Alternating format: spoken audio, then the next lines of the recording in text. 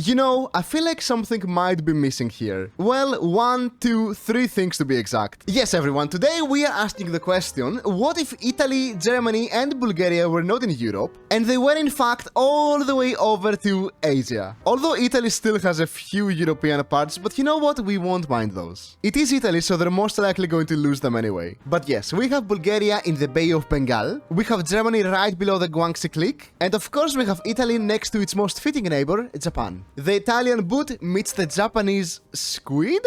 I don't even know actually, what does Japan look like? It kinda looks like a banana now that I'm looking at it. So yes, the Italian boot right next to the Japanese banana. Now last time we did something similar, we had Germany all the way down to South Africa, and we went through the long journey of going all the way up to Egypt, then through the Middle East, and then through the Soviet Union all the way back to Germany. This time though, we have a big China between us and the Soviet Union, and also the entirety of Siberia. So yeah, I don't know how prepared I am for this, but it's going to go how it's going to go. We are of course going to be playing as Mr. Adolf with historical focuses on, and we shall begin. Now as Germany, we have to choose which economic path we're gonna go down. And there is really only one viable option here, we have to go to the left path. Prioritize economic growth. Mostly because since we're not in Europe, we won't be able to conquer any European countries, and thus we won't be able to reduce the MIFO bills. So we are going to go with prioritize economic growth. And since we're in Asia, we can no longer be part of the Axis, so we are going to very quickly dismantle it. And we are going to go to our great friend Mr. Hirohito and... Hirohito? Aren't you supposed to have a faction? Oh, he makes the faction through the focus tree. Well, until Hirohito decides to do that, we are going to be factionless for the beginning of the game. Well, that's one extra thing we share with Italy now. And speaking of Italy, let's check our friend Mr. Excuse me, Mussolini? Mussolini, I know you're in Asia, but why are you dressed up like a samurai? Are you trying to impress Hirohito? You know, whatever is between you two, I don't want to get involved. Good luck, Mussolini. Good luck. Speaking of Mussolini, he should have a regular time in Ethiopia, especially since he doesn't have to worry about crossing the Suez Canal. We're about to remilitarize the Rhineland, which coincidentally borders the French just like usual. Samurai Lini has capitulated Ethiopia, and at the same time, the Spanish Civil War has just begun. We could send them volunteers,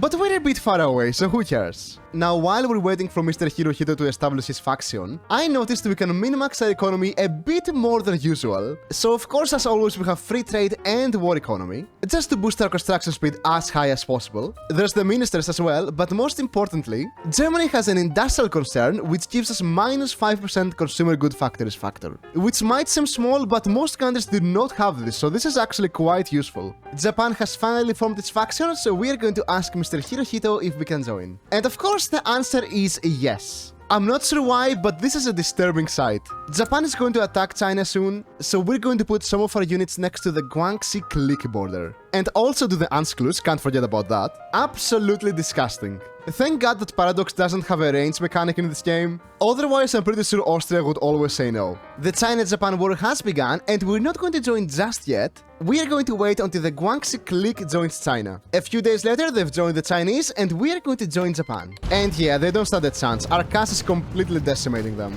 We've managed to get the crossing as well, and the rest of Guangxi Click should fall very, very easily. Meanwhile, Japan is typically completely struggling. Now, of course, we are in China, so supply is going to be a huge issue. But as long as we rush for the supply hubs, we should be mostly fine. And the Guangxi Click has capitulated. Oh, would you look at that? Thank you, Italy. More specifically, thank you, Mussolini. Czechoslovakia has also been annexed. It would be nice if we could move our units here, but of course, there's 0 ports. Don't mind me, by the way, just committing some interesting things in China. Ah, there you go, just like nothing ever happened. Now, like I said earlier, we do have to deal with a horrible Chinese supply, and because of that, we are not going to go with tanks. We're actually going to go with infantry and a little bit of artillery here and there. We have started our offensive once again, and needless to say, it's not looking that good for China right about now. Even Japan is pushing in the north. The capital is almost taken, but the biggest issue is going to be this city here in the west. But if we manage to take it before they send enough reinforcements here, we will be fine. And yeah, the CAS is helping a lot.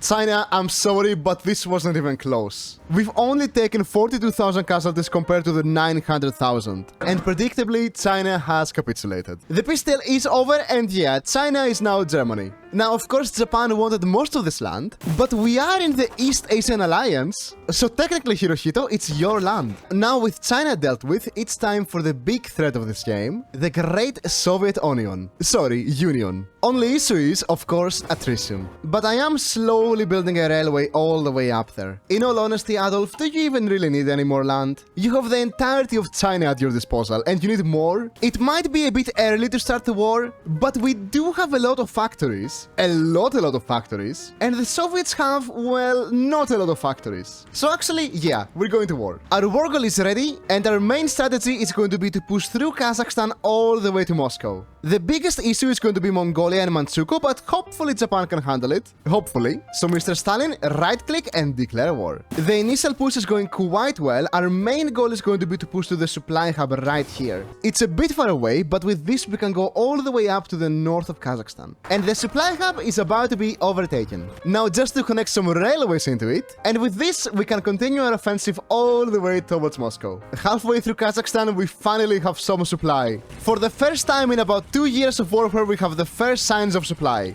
Not a lot, mind you, but still a little bit. Kazakhstan and the rest of the region here is mostly secured, and interestingly enough, the Soviets have almost no units defending their European areas. I mean, they do have a huge front to worry about, but there's actually 0 units here. They're just started appearing, but it's a bit too little too late. Once we take these 2 cities here, their entire eastern front is gonna have 0 supplies. Oh, Soviets, don't tell me you're gonna declare war on Finland. Yeah, it doesn't really look like they will. I guess the Winter War will not be happening in this timeline. There is finally some resistance with our 2 units who took Moscow now encircled. It doesn't look like we'll be able to save them, but it really doesn't matter in the grand scheme of things. The Soviets are not winning this. A few days later, the offensive has begun once again, and this time our goal is Leningrad. Moscow is also about to be retaken, very beautiful. And actually, with the help of some collaboration governments, the Soviet Union is going to capitulate a lot sooner than expected. Maybe even as soon as we take Crimea. And yes, Crimea was all that we needed. So with the war about to end, we've taken 391,000 casualties, compared to 1.5 million Soviet ones. Japan actually did quite well too. Not only did they hold out, but they actually pushed them up to Vladivostok and Siberia. And the Soviets have capitulated. The peace deal is over and we have taken, well, pretty much everything.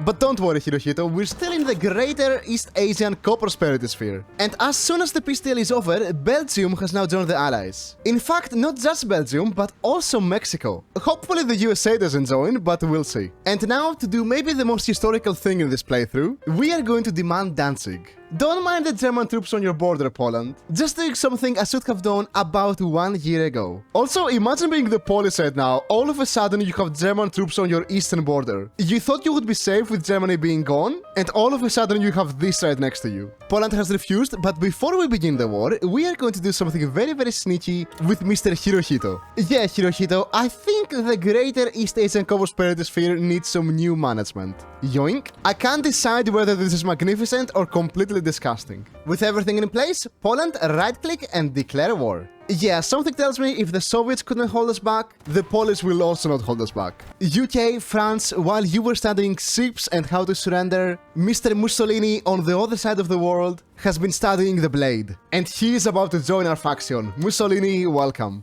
Truly nothing can beat us now. Except for Hong Kong, apparently? Yeah, I kind of forgot about that. Well, thankfully Japan is taking care of it. Warsaw has been taken, now to go for Danzig, and Poland has capitulated. Now our biggest issue would be crossing this huge ocean between us and France, but ever since the Soviet invasion, I have been justifying a small little claim on the beautiful country of Switzerland. And it's actually going to be ready in about 12 days. With our troops in position, Switzerland declare war. While we're invading Switzerland, let's not forget that Bulgaria is also right below India. And they also just joined our faction, so Bulgaria, it's your time to sign. Oh, minus 99999 reasons to join the war. Okay, well, Bulgaria, it looks like it's not your time to sign just yet. It's quite a bit painful pushing through these mountains, but Switzerland is slowly falling. Oh my god, I can't believe it. Bulgaria is actually doing it. They're pushing it to India and Burma. Italy is also taking Egypt. What is going on? The Axis is being competent. Zurich has been taken, and with that, we have the supply hub,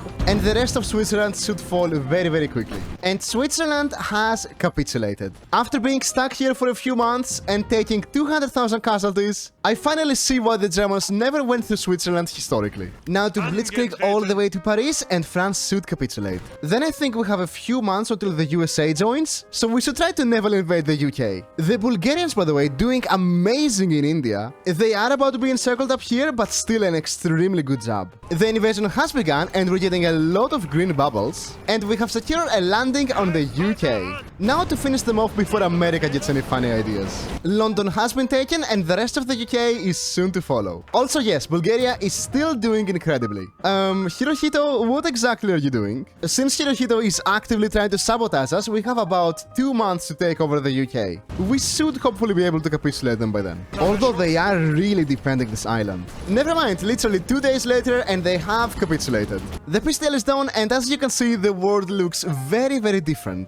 First of all, to congratulate Bulgaria on their incredible offensive, we have given them all of India, we have taken Vietnam for ourselves, and most of Europe too, except for the British Isles, where we have given England to Mr. Hirohito and Italy to Mr. Mussolini. May he teach the Scottish and the Northern Irish the way of the sword. Although looking at the UK nowadays, they already know it. And at last, let us help Mr. Hirohito to take out his #1 enemy, the Philippines. Japan has declared the war, we won't join just yet. We're going to wait until all of our units are on the Mexico-US border. Yeah, when people talk about American-Mexican border crossings, I don't think this is what they're talking about. Thankfully, we don't have to worry about the Philippines border because Japan is taking care of it. They don't have that many units here, they even have 1 tile free, but surely the AI won't let us fall, surely. But yeah, at this point in the game, we're so strong that even America is just a pushover. Never mind what I said earlier, the AI is doing such a bad job at defending our homeland that John Curtin out of all people controls our land.